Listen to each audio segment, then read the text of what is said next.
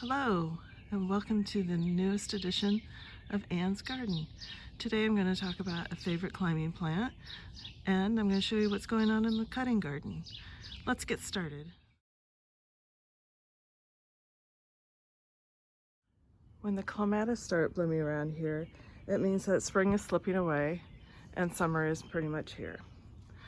Almost everyone is familiar with the large flower clematis, like this one. This is the jackmanii, very popular and for good reason, with those beautiful rich purple blooms, very floriferous, very reliable. Getting some help from the peanut gallery over here. These types of clematis are real showstoppers, and they tend to grab all the attention. They tend to have real large blooms like this one. They come in beautiful shades of purples, reds, pinks, whites. Some are stripes. There's some doubles. They're really beautiful. But there are a lot of other forms that are just as wonderful, and I want to show you a couple examples of those today. This is Clematis durandii. Now, I'm going to mispronounce all of these names, I'm sure, so I'll have all of the information written out in the notes below. Now, the unique characteristic of this beauty is that it starts blooming in May, about the time the peonies are blooming, and then blooms continuously until October, sometimes even into November, depending on how mild the fall is. It's sturdy and dependable, but it doesn't climb like other clematis. It doesn't have little tendrils on the vines that grab a hold of structures and pull itself up. So I gently tie it to the trellis here, kind of gently encourage it to climb up.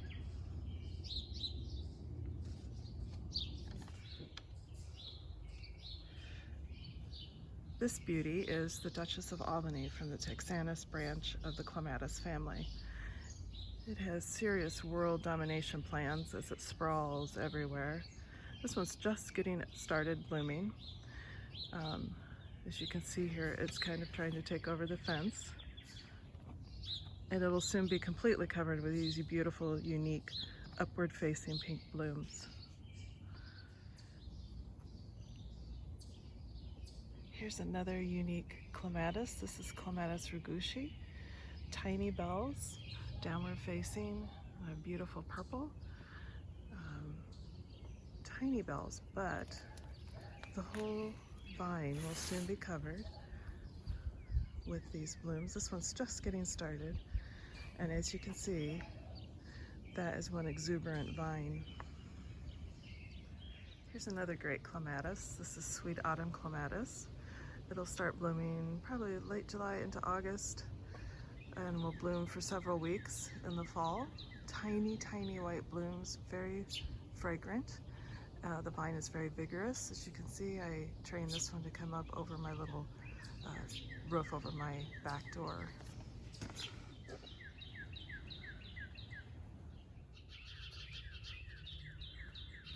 We're in the cutting garden now. I'll show you how that's doing. These are poppies that have started blooming. They don't really make very good cut flowers because the flowers only last a couple days. But they have unique, beautiful seed heads that make wonderful accents for a bouquet. They also seed themselves prolifically. You won't ever have to worry about getting more. Now, what I'm going to do in this bed here is start planting my zinnia seeds, and I'm just going to scatter the seeds. And then as the poppies finish blooming and the seeds ripen, I'm going to pull them out. They aren't very pretty after they finish blooming, and it'll make more room for the zinnias. As you can see, the iris have finished blooming, as have the peonies. It always amazes me at how fast they are finished, how quickly spring comes and goes. Never lasts long enough, in my opinion. Do have some tomatoes back here. All looking real good.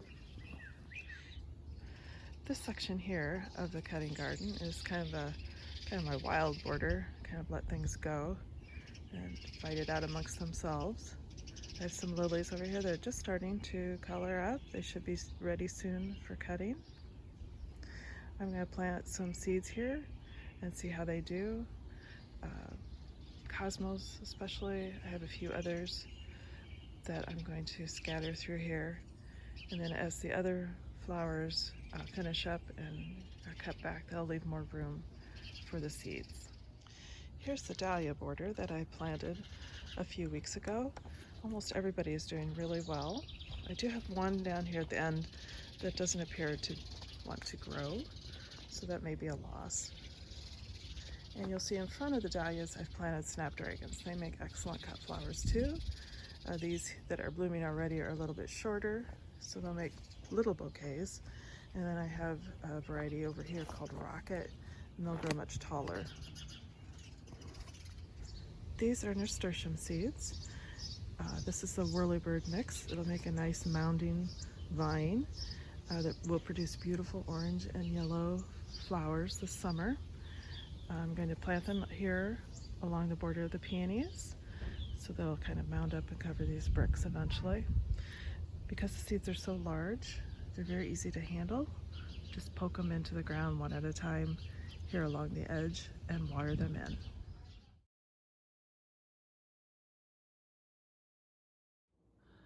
Okay, I'm going to make some small bouquets with some of the shorter snapdragons.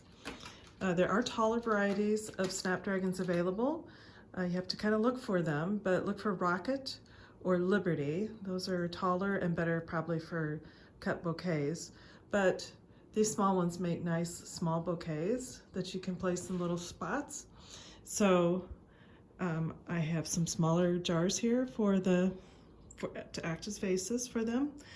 Some snips, and of course my snapdragons. Now, a tip about snapdragons is that once the bees have pollinated the flower goes to seed. You can see that right here there used to be a flower, and it has now gone to seed. So once the bees get to these flowers, they're not going to last. Let's see if I can find another one. This one, the bee has obviously gotten to it. Here's one where you can tell that the bee has come and pollinated it, and the the snapdragon has started to go to seed already. Here's another one on this side. So you need to might as well strip those off. They're not going to be very good for your bouquet, obviously. And you want to take the leaves off. Now, be a little careful doing that. I have, on more than one occasion, gone to strip the leaves off and snapped off the top and kind of ruined it to be a bouquet. So I'm going to go ahead and take off the leaves, and maybe leave a couple at the very top, but take off anything that's going to be below the water, and then we'll arrange them. Okay, I've got my flowers ready to go. Just a real quick tip for when you're cutting them in the garden: cut nice long stems. Cut pretty far down on the plant, even if you think you're probably losing flowers. What you're doing is encouraging branching, and in the long run you'll get a lot more flowers. You'll also encourage longer stems. Now this one's kind of short anyway, so it's kind of hard for me to demonstrate that, but with your taller varieties it's an important step. Now, one last thing before I put them in vases. Surely everybody knows this trick, but just in case you don't, this is how the snapdragons got their name, their common name. And that's if you squeeze the little jaw of the flower there, they open up. Of course, when they're being pollinated by the bees, the weight of the bee opens up that lip so they can get into the flower and pollinate it. So these are, even if you don't cut them for cut flowers, they're great for bees. And of course, we want to encourage the bees to do as well as possible. So I'm not going to do anything fancy here. I don't have enough of any one color to do strict color, single colors in a vase. So I'm just going to put a bunch together. Looks like I probably have enough for two little tiny bouquets. I'm not paying any attention to my color choices, and now I'm just going to line up the bottom flowers so that they're kind of even, because they're all a little bit different length.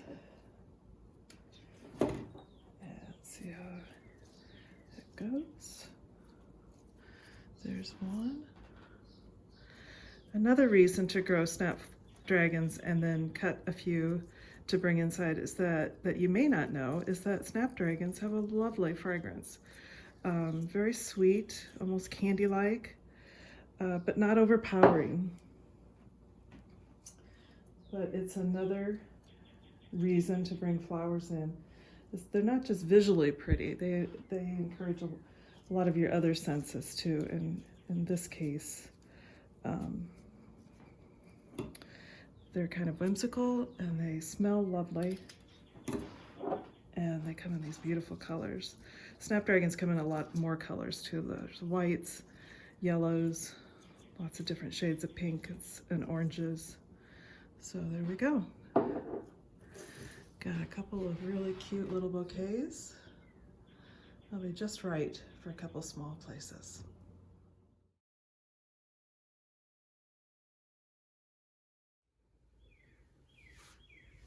I have 3 books to recommend to you today, books that you can check out from the library. The first one is called the Posy book. It's by Teresa Sabankaya. Yeah, I don't know how to pronounce her last name, but don't worry, I'll have all the information in the notes below. This is a great book on making bouquets. Bouquets for any occasion, not just a wedding or a very particular occasion. Lots of real pretty ones. Lots of ideas for different ways to use flowers. One of the great things about this book that's real interesting is that she has like a recipe for each bouquet. It shows what kinds of flowers and fillers she used and how many stems of each. And she gives you some alterations and variations. Really a fun, inspiring book. The next one is called The Flower Chef by Carly Cylinder. It's a modern guide to do-it-yourself floral arrangements. Now this book doesn't concentrate so much on how to grow the flowers, but how to arrange flowers. She has a real modern style, so you'll see her using flowers and vases that are very unusual, or at least not your traditional style. She's also not afraid to use exotics, like here she's got orchids in a silver mint julep cup. Here's a concrete vessel for some bright oranges and yellows. Really modern choice of colors and vessels that she uses. She gives you all the details on how to make these bouquets and what kind of materials you need to make the bouquets work. Lots of great ideas. Lots of really pretty color combinations and ideas in this one.